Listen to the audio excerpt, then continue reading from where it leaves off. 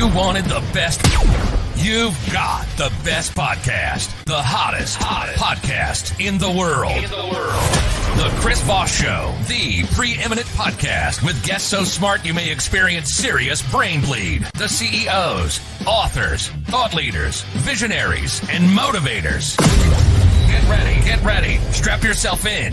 Keep your hands, arms, and legs inside the vehicle at all times, because you're about to go on a monster education roller coaster with your brain. Now, here's your host, Chris Voss. Hi, folks. Chris Voss here from the ChrisVossShow.com, the ChrisVossShow.com. Welcome to the big show, my family and friends. Thanks for coming on. Thanks for being here. Ladies and gentlemen, people of the audience in the podcast International Space Station, whatever that fucking means. Is there a thing on the space station? Welcome to the show. Refer the show to your family, friends, and relatives. Go to goodreads.com/Chris Voss, LinkedIn.com/Chris Voss, YouTube.com/Chris Voss. I already said that. And that new Threads is out, and TikTok. You can follow us over there as well. We had an amazing gentleman, author, on the show today. He's going to be talking to us his latest book called Hey Doorman, Inception to an Anthology, that came out January 30th, 2018. Haji Outlaw is on the show with us today, and he'll be talking about his latest book and some of the other works that he's done and everything that goes into it. I think it'll be a pretty interesting expose we'll be covering on the book, if I can find his bio, wherever we put the thing in all the tabs. Haji is he's written for the Eric Andre Show, in addition to other television programs, films, and commercials. He is also a music producer, having released a number of his own comedy songs. And when he's not producing music, he's writing for the screen or performing stand-up comedy. He can be found penning his latest piece of obscure genius, if not collaborating with Isolaman Media. Do I have that right? Yeah, that is correct. Yeah. There you go. So welcome to the show, sir. How are you? I'm doing pretty good. Thanks for having me. How you doing? Thanks for coming. We certainly appreciate you having you come on, and give us the .coms, wherever you want people to find you on the interwebs. For .coms, for the book, you can just go to HajiOutlawHD.biz. If you sign on there with the subscriber list, you can get a free chapter from the book. Other than that, you can find me on Instagram or Twitter at Outlaw Haji. There you go. So what motivated you on to write this latest book? The motivation for the book was kind of twofold. At the time when I was living in LA, on the weekends when I wasn't writing for stuff, I'd bounce at local bars. Like second one I got hired at was a guy I went to high school with who came to GM at the bar that was literally a 5-minute walk from my apartment. So that made it real easy.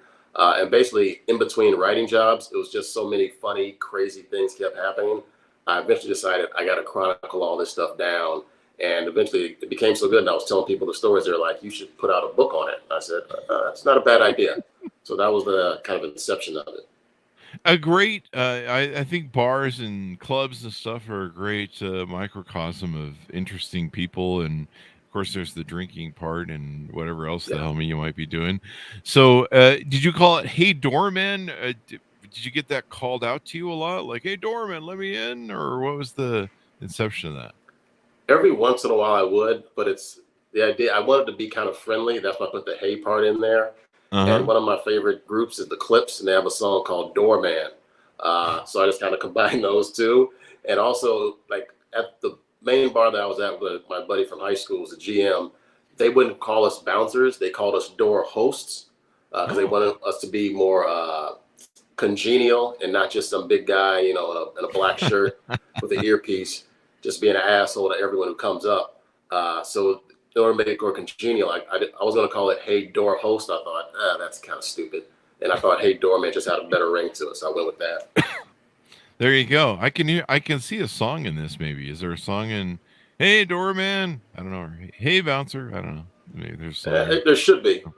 I'll let the Clips do the regular Doorman song. But yeah, I should be able to come up with something at some point. There you go. Now you've been billed the world's funniest bouncer and True Tales of Los Angeles Nightlife. Tease us out some of the stories people are going to find in the book. There's a few of them. There's the Naked Masturbator. That's a pretty good one right there. Wait, I told you not to tell that story. I know, but I figured I got to start off with the more personal stuff for you now. Then there's like it was one the work. time in L.A., West Hollywood. I don't know. Uh-huh. And then there was the worst night ever. Then there's the worst group. What's the worst holiday? That's probably a big one I get in there. I was like, what's the worst day to be at a bar? A lot of people, and not in LA, will say the day before Thanksgiving is always the worst, because for most places, that's where people come back into the town they're from. They're not working the next day, which means they're not going to be with their family the whole next day. So there's a lot of big drinking on that Wednesday right before Thanksgiving. They're but on in LA, mission. Exactly. But in LA, it's different because most people aren't from LA, so it's kind of a nothing night there. So I went through all the other major days you'd think, like St. Patrick's Day or New Year's Eve. Those all have bad stuff, but the one I had was actually the worst. It was a bar. We're right on Santa Monica, right near Fairfax and Highland, and it was basically they bought out the whole bar, and we found out after they bought it out that it was a lesbian party. Okay, fine, cool. We thought wouldn't be any problem here. They had one male bartender and then 3 female bartenders. The male bartender told me he has never been openly threatened physically so many times in one night than that single night. By lesbians who literally wanted to fight him. Wow. And then and the worst part of that event, which actually got that group blacklisted from ever coming to that bar ever again. There was a woman who was in the men's bathroom, but it didn't matter that night because they're all winning. But there was a woman who was in the bathroom. There's like an overhang, like for the stalls, where like a bar you can grab. Yeah. So she got her arms up here. Someone is holding her legs. Another girl is holding her legs, and another girl is ramming a double-sided dildo in and out of her. Yeah. And the weight of it and everything broke the overhang for the stalls, and they all collapsed on the floor. Then I come in there and look. I'm like, what the heck are you people? Like, there's a dildo hanging out of her, a pink dildo, if I remember right. And you've broken the men's bathroom on an all lesbian night. That's the kind of stuff that I write about in the book. Yeah. This is why we need bathroom rules. Damn it. I don't know what that means. Exactly. But I don't know. Dildos in bathrooms and I had friends that own clubs and we go hang out in the office above the club, and there was always an adventure going on, right? There was someone doing too much and overheating, or someone getting in a fist fight with the bouncers, which is always a really bad idea because those guys are usually looking for blood. They're just somebody for the most part, somebody hurt them in their life, and they're just looking for, I've seen bouncers hunt and shit, because I had friends bouncers, but where they're just like looking there, they know some guy's a problem, they're keeping their eye on him and shit, and he's probably gonna get the shit beat out of him in the back room for some crap he'll pull. He'll grab some girl or some shit that he shouldn't be doing. So these are interesting stories, and I imagine there's a lot of funniness in the telling and the tales that you do through the book. Oh yeah, that's probably the main thing. From my comedy background, from stand-up and for writing for TV, I can take stories that might seem mundane and make them seem really interesting. Basically through different kind of comedy, way you frame it and everything. But that's part of what attracted to me, because like the story I just gave you with the the lesbian party, that's an easy one. But then there'll be other small ones where it's like this one guy. Well, this is kind of a long one, but I'll try to shorten it up a little bit. It's basically a guy who had a beer in his hand as he was walking in, and I was like, whoa, you can't come in here with the beer. And he told me, he said, I just came out from out the bar. I'm like, I've been here the whole time. I didn't see you. He's like, well, I just came outside. And I was like, first of all, you're drinking a Pacifico. We don't even serve Pacifico. and he's with 2 other buddies, and like, they were like, oh crap. And so I was like, if you want to get in, I need to see your ID. He's like, I don't have my ID. The bartender has it. Why does the bartender have your ID? He said, I don't know. They just took it. That was like the second lie in a row. And eventually I wouldn't let him in. And then the guy threatened me 3 times and said he's going to kill me. Oh, wow. Yeah. And I was like, it got escalated quickly. But I was like, I just laughed at him because I grew up on the south side of Chicago. And I'm like, I know some real killers. And the last thing a real killer does is tell you, I'm going to kill you. What they do is they kill you and let other people talk about how you got killed. Yeah. That's how you become a good Yeah. Yeah, yeah. If you were bouncing in West Hollywood and he had a Bud Light, then you'd know that he had got that Bud Light in the beer. I don't know what that means, folks. You can figure that one out. Yeah, that's a good one. I like that one. Took a little while for me to get around it. One story in the book is Skittles wrapped in cleavage. What's going on there, man? What's up with that? Is that a new way to get Skittles into the bar? No, that was actually a very interesting woman who came in there.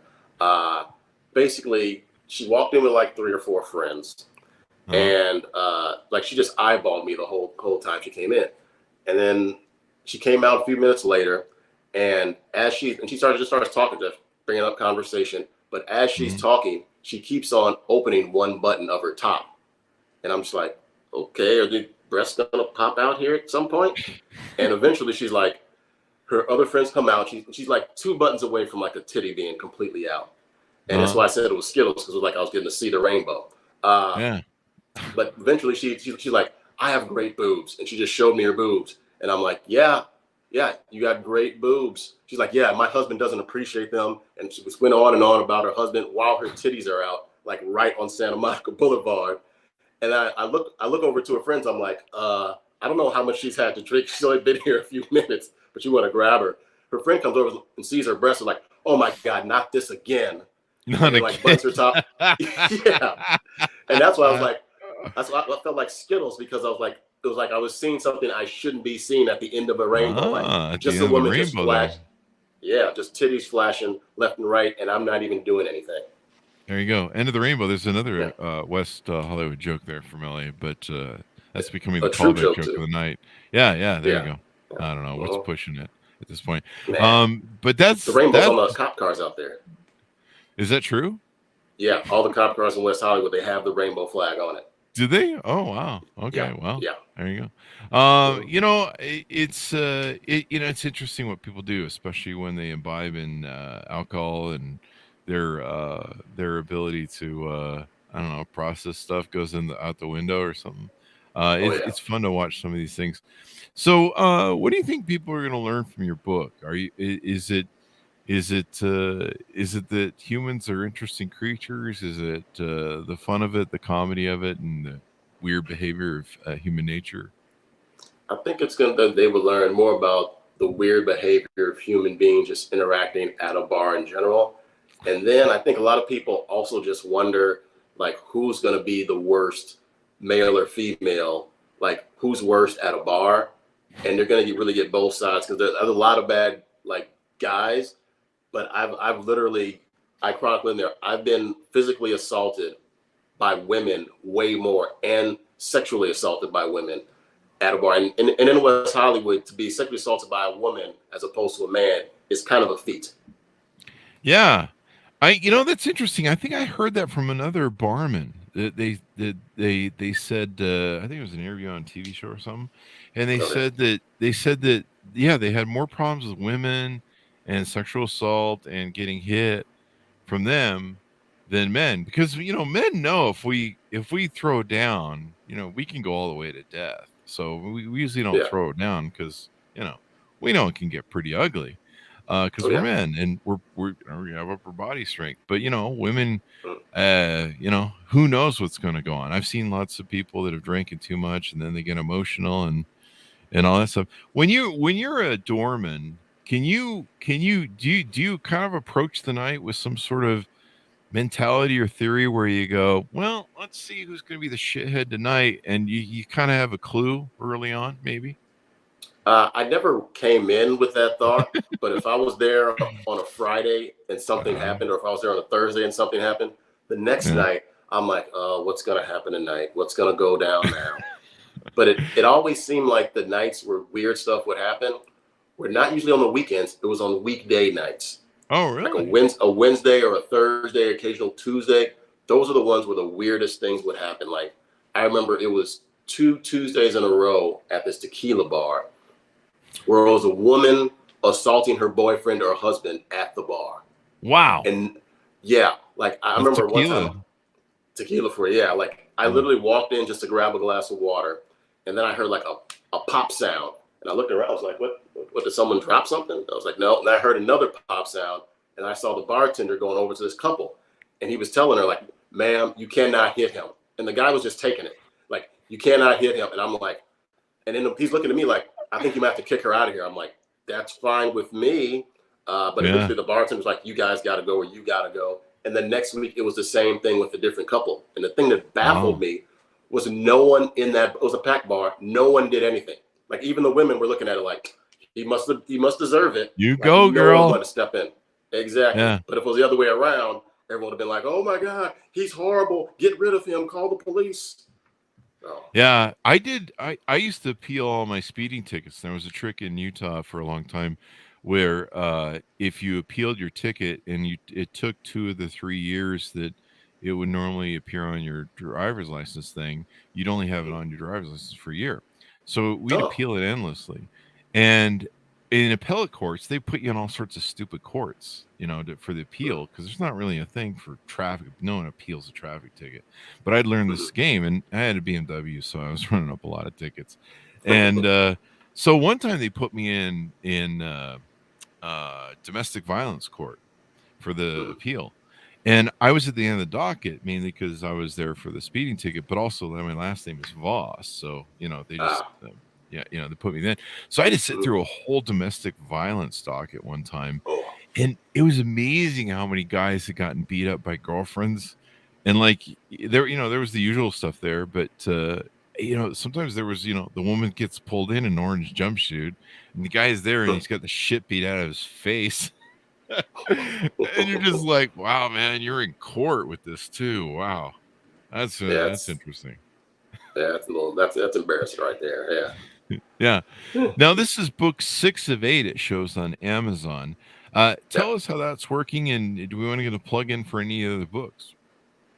Sure. I mean, they're all titled "Hey Doorman." They're just numbered in different kind of goofy order. So the first one is 21 True Tales. Second one's 22 True Tales. But yeah, they're all in the same "Hey Doorman" series under my name. So they're all kind of, once you get one, you'll be getting the lead in for the others. Yeah. I'm a betting man. I would. Do you ever reach a point where when someone came in the door, you're like, "Yeah, this one's going weird tonight. We should keep an eye on that one." Oh, I got a good instance of that. Actually, both of them ended up being good. Yeah, it was one time. It was a guy. He was probably like maybe around 240 pounds, 6 foot 240, big guy. He was walking up. He was with a bunch of buddies, but you could tell they'd been drinking, but it couldn't exactly tell how much. As he's approaching. And normally when people have been drinking and they're going to a bar, they'll put it in their head like, okay, you just have to act sober for 60 seconds, get past this guy, once we're good. Like, that part of his brain never kicked in. So he comes up and he's kind of slurring and stumbling his words, and he goes to hand me his ID and he drops it. Then he tries to pick it up, drops it again. Then he kicks it the next time, somehow by accident, stumbles over trying to pick it up. And I'm like, oh, come on, buddy. Wow. I'm like, I can't let you in. You're too intoxicated.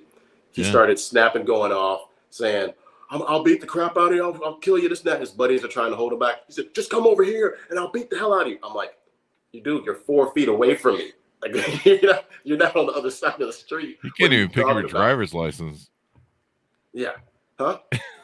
He couldn't even pick up his driver's license, right? Yeah. And he had a whole fit about it. And then, so the other bouncer I was with, after we kick him out, they go down the block, and the other bouncer sees him walking back about maybe 10, 15 minutes later. He's like, watch your back. I'm like, I'm not really worried. There's if he does throw a punch, he's going to miss. But he comes up, and he's super apologetic. He's like, I'm so sorry. I have been drinking too much. I don't want to be able to not come back to this bar ever again. I really apologize. I was like, no problem, buddy. He came back like a week or two later. There was a long line. He walked up, introduced himself again. You remember me? I'm like, yeah, I do remember you. You said you're going to beat the crap out of me from 4 feet away. And he's like, okay, I'm going to wait in line. After about 10 minutes, I called him up. I was like, hey, are you going to be a problem tonight? He's like, no, it will not be a problem. I'm like, okay, give me your ID. You can go right in. And after that, he came back, always shook my hand. And he was super nice about it. Well, there you go. That's a good U-turn. There you go. Yeah, it's not everyone's a bad person and stuff. I love it. Having that bad moment. There you go. So who are the worst people in Tinseltown? The worst people? What I've found, it's kind of a split. young, wealthy white women, young, wealthy Persian women. The most airy, like I'll tell you two quick stories. There was these two white girls who came in there. They go up to the bar, they get drinks, they get shots, and one of them immediately throws up on the bar. Oh, like wow. On top. Yeah. The bartender, female season, is telling the other bouncer, hey, get her out of here. She's got to go now. She just threw up on the bar. So this guy tries to cut him off and be like, tell him you're out of here. They act like they don't see him and walk away. He cuts him off again. They zag another way. And finally he puts his arm out like to stop him with his arm. And it's like, you just threw up. You got to get out of here. And they're like, oh my God, you just assaulted us with your arm. We're calling the cops. And they call the cops. After and the other up in the bar. On the bar. And the other bouncer comes to me and is telling me this. And I'm like, what? Like, yeah, let them call the cops. Their DNA evidence is all over the bar. What are they going to do? So that was when it was just the arrogance of doing that and then calling the cops. And then that's quite the thing, isn't it? It's kind of Karenish. Yeah, a little bit there. Very Karenish. Yeah, and then the Persian one. This will seem bad at first, but I'll tell you the whole story. This will seem bad at first. Yeah. It can seem bad. Basically, there's just a bar where it's two big rooms. The back room's like a DJ dance floor, packed shoulder to shoulder. Normally, I would go from the front room into the back room around 1 or so in the morning. So I go back there, and I'm back there for 2 minutes, and I see this woman coming towards me like a bad dancer, kind of waddling. And I see the other bouncer, Joshua, right behind her. And Joshua, this is important to say, he's about my height, but like 20 pounds lighter. So he's about 6'3", but like, I don't know, maybe 160 or something, or 175. And he's gay. Like, 2 words come out of his mouth, you know this guy's gay. And it's relevant for the story. So he's walking her. She gets to me, and he's rubbing his eyes, and he says, "Get this bitch out of here." And he goes behind the bar, and he's trying to go clean his eyes out. And I'm like, I don't know what's happened at this point. So I'm just like, I'm like, okay. So before I could tell anything to the woman that you got to go, she just beelines it towards the front. So I'm just following her. And the whole time she's walking towards the front, she's just like cursing to herself, like getting angrier and angrier. And I'm like, okay. And right as you hit the door, there's a red rotary phone by the door. She picks up the rotary phone, and I don't know if she's going to hit me or people at the booth or at the bar. So I karate chop the phone out of her hand. I grab her out, and I walk her out like this, like she's facing me. As I'm walking around, she slapped me on top of my head. So I turn her around 180 degrees so she can't do that. Walk her out the front, and I put her down on the curb. And I'm thinking in my head, like, this is over. I've shown that I'm physically more dominant than you. This is a bad idea to escalate this any further. Not for this Persian woman. As soon as I put her down, she comes at me, slaps me once, and then comes back and slaps me again, and then turns her back on me like I'm just that dude to slap. And at that point, I was like, okay, I'm about to choke slam her. I walk up, grab her around the throat, lift her off her feet, and I'm about to slam her. And then I realized like her body just went into survival mode. Like all the anger she had, like her body was like, we really messed up. Chill out. So my GM was right there, Brian, and he's seeing me do this, and he's just his whole like his mouth is open. He's just stunned. And I'm like, Brian, you better come get this bitch. And he's like, yeah, just please put her down. Please put her down. So I put her down. And after I put her down, he tries to grab her. She tries to kick me twice again. And then she yells out loud to Brian as Brian's holding her back. You're just going to choke a bitch and leave? I look her dead in the eye. I'm like, yes, that's exactly what I'm going to do. So that's how it ended. But the funny part is, before this happened, the reason Joshua was kicking her out was because at the back of the bar, there's only one section you can't sit in. And that's the DJ section. She had been sitting there and wouldn't move the whole night. And eventually the DJ was like, told Joshua, get her out of here. And they had got her around the shots thinking that she would leave. And she said she would leave, but she wouldn't. So Joshua was like, you got to go. You got to get out of here. She immediately calls Joshua, who's gay, calls him a rapist, throws her tequila shot in his face, and then hauls back and hits him in the face with the shot glass. Wow. So that's when he walked her to me, and he was going behind the bar to clean that tequila out of his eyes because it was burning. Yeah, salt and everything. So that's assault with a weapon, and then she assaulted me. Yeah. She seems nice. I wonder if she's got a Tinder profile. I'm sure she does. And so you've collected and written these stories for a while and Yeah. had some fun with them. Do you tell the same stories on stage, or you do different material when you do stand up? For stand-up, it's usually a little different. Some of the stories I'll kind of delve into, but for the most part, not really, just because they're already written, and I kind of want to just push them like that's a book thing. But I Mhm. do talk about the guy who said he was going to kill me 3 times. That's actually a joke in my act. Yeah. You have to give you some perspective on it. I mean, so what about which celebrity has the biggest head? I suppose that you Oh, came Sean Penn. across in there. Sean Sean Penn. Penn. Wow, But like who saw that not like coming? Yeah. not like egotistical, but like a physically big head. Like for his body, his head looks it's OJ Simpson size. It's huge. Serious? Yeah, Wow. like he was there. He was on a date with Charlize Theron at this tequila bar, and it's a Uh-huh. taqueria place too. And everyone like I got there a little late, so all the bartenders were like, "Oh my God, Charlize is here with Sean Penn." I'm like, yeah, well, yeah, okay. I'd seen Charlize at another place in Venice, I think, so I wasn't that impressed. But when they walked out, I got a good look because they were like, 3, 4 feet from me, and I was like, Hmm. "Oh my God, Sean Penn has a humongous head."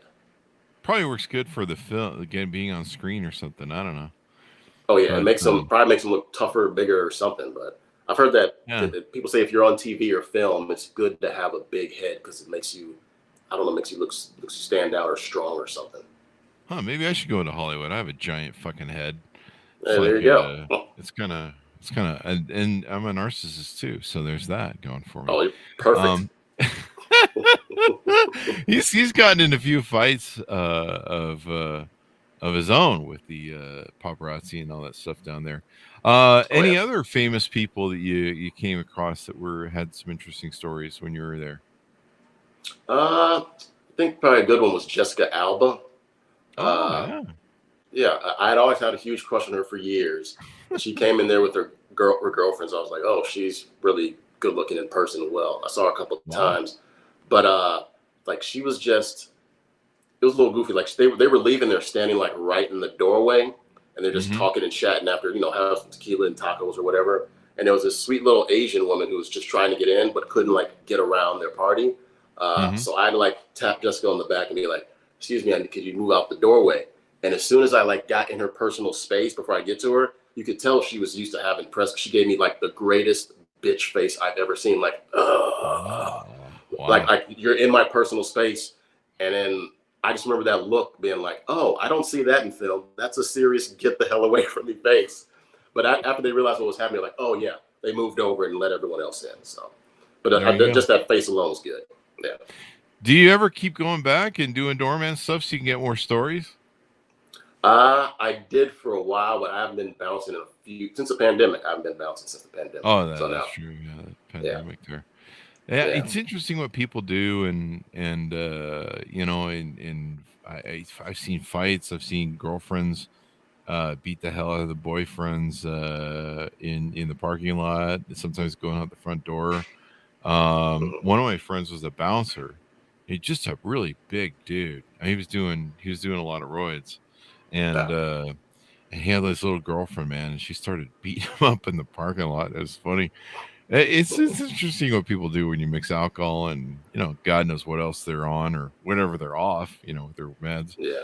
And it's kind of funny how it's just weird what people can do in there.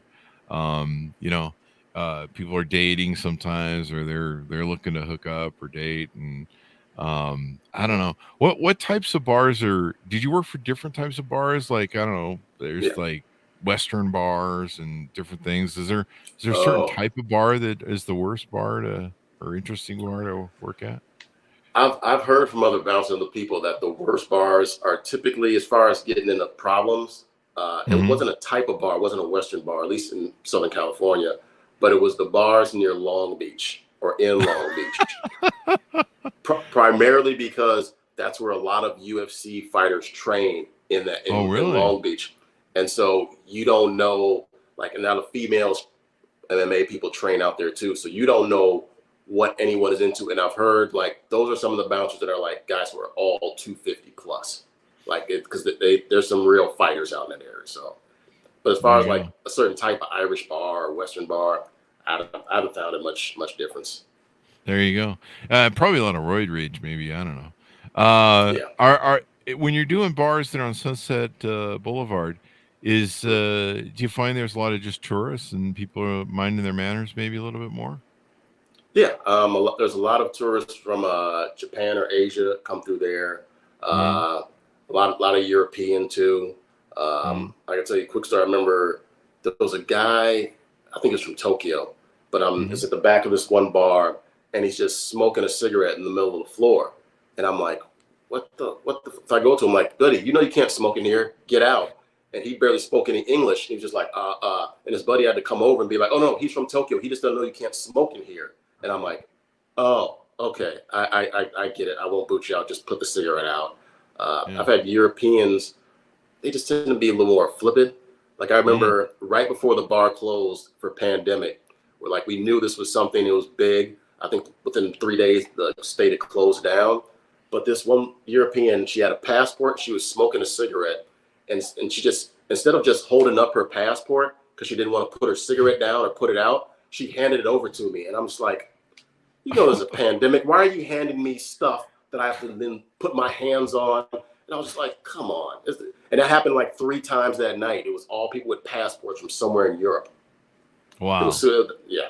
And you're like, these people have clearly probably picked up COVID and yeah, it's interesting how cavalier people can get and crazy people can get in a bar and sometimes overly friendly. And, you know, when you work at the clubs, whether you're a doorman or a barman, you know, it's interesting how people can be a little probably overly friendly to you. Like they're just a little too familiar. Yeah. Yeah. I've had some regulars who I had to like kind of put at arm's length. Like they always want you to take shots or hang out and talk about their day. And I'm just like, no. Or this would be the worst. The guys who think you're friends with them and then they want to hang out after hours. And they'll tell people like, like other bouncers will be clearing out, like we're closed now, I'll move out. And they'll be like, and they'll sit on the side and be like, no, Haji told me I could stay and hang out. And they come to me and I'll be like, I don't know who this dude is. I don't even know his name. I have to go tell him, you got to get out of here. That was always annoying. Except for the chicks who did that. Cute chicks who did that. No problem. Yeah. Did you ever have any people that freaked out like on some sort of, you know, psychedelic or something? I think my friend had a couple times where I think we had some people overheat on E. Like you had to call the ambulance and shit, and they were overheating and because he could do that. He's in a big club. Or you know, some people are on some sort of whatever it is, and they're just having a whole freak out. Yeah, we've had some guys who are like on a lot of coke, and you can just they're just sweating, being overly friendly, and you start seeing kind of like getting close to passing out because their hearts are racing. I've had a few of those. And we also celebrity one, you know, Andy Dick. Yeah. Andy Dick. That's got to be some great stories. Yeah, this dude was like, he had been there a couple of times before, and he wasn't drinking. He was fine, or he wasn't on anything. Then one time he came there and he was on a comedy show or something, but he was drinking and on other stuff. And I think he grabbed like 3 or 4 guys by the crotch, got punched in the chest by someone else because he grabbed him on the crotch. And then like our GM had to come to him like, you got to stay out of here. And I saw him later, like an hour later, he's sitting on the curb, passed out. All his buddies had left. And like, I don't know how he got picked up or what happened. I saw him like that maybe a month later too. But he was always on a bunch of stuff. If he was dead sober, he was on everything. Wow. Didn't some of that make the news on TMZ and stuff, I think? Yeah. I think some of that, I remember him getting kicked out of some clubs and having some issues there. And yeah, kind of a little interesting dude. You know, it's just wild what people do, but it's great that you have these books and tell these stories. Because it's fun and it's funny how people live their life. Anything else we want to plug on the show before we go out? Yeah, a couple of things. They got a couple other book series. One's called These Movies Suck, which is basically my take on a bunch of major franchises. I take shots at Star Wars, The Matrix, bunch of movies. This one little tidbit, I've always been baffled how no one talks about how all the names in Star Wars are just really on the nose.